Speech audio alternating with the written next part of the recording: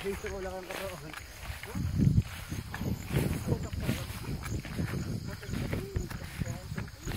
Yung ngayon, anak mo ngayon. Abo lang kayo ngayon.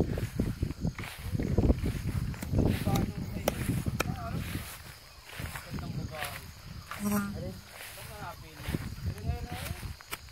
Natanong ako doon. Oo, nagbuka. Ngayon nang pumili. Pugi. Ya, iiring nga si Marlo. Iiring si Marlo. Eh, ya, hala Marlo. Mapagkamala yung baka. Ang ganda. Ang ganda nga pala ngayong bisiro. Ang ano?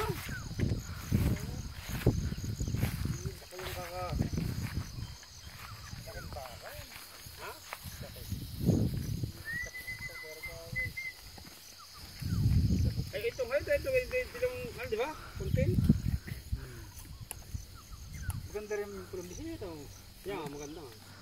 Ipaganda yun, hen. Parang po, puti. Putiin. Maganda. Ang magiging kulay niya kaka, yung ngayon sungayan. Paglaki. Hindi purong pula. Puputin. Yung parang sungayan. Yung Parang ngayon. sungaya gaya mapusyaw. Ganyan pusyaw, ang ano yan. Ay, halata na nga pala kakayo ngayon. No? Kaya bikil na. Bikil. Mabikil yung puting yan. Bikil lang. Ganda. Aling gaya na yun, yung ano? Yung na yun. Pugin-pugi yun to. Magaspang ng bisiro namin. Magaspang patay mga paa. Talagang bravo. Ito nga, tamang pagkakaiba nitong may kuntil at saka yung bisiro, ang tuhod. Kaspang ng bisiro, di ba? Yung may panak ng Brahman. Kaspang ng ganito. Brahma na Brahma. Saka yung likod. Parang gaspang na nga ganyan. Maganda yung katawan ng yung babae niya. Yan. Laki na, tinabahan yung 44. 44 pala at saka double 3 ano? 33, 44. Mabait pala ito.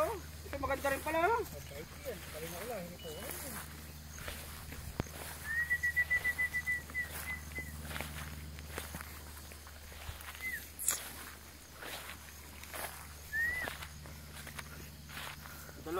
Isang taon pa mahigit pala bago magkasta niya yung subil na yan.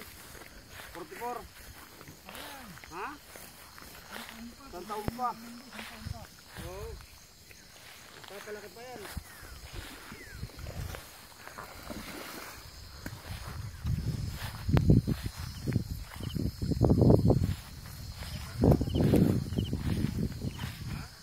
Ooh.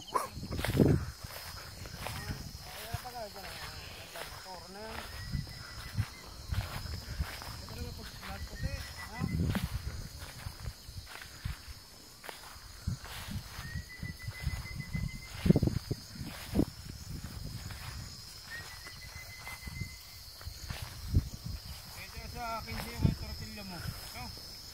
Ha? Malaki rin ang katawan, takapalin, kado nga maliit.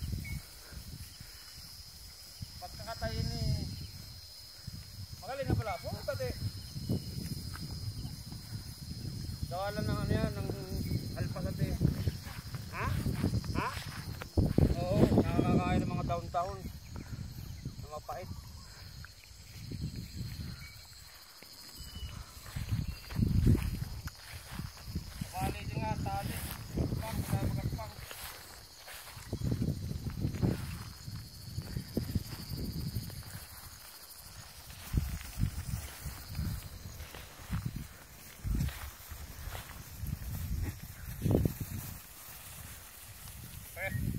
Pag isang ganyang pangkarami. Isang ganyang pangkarami.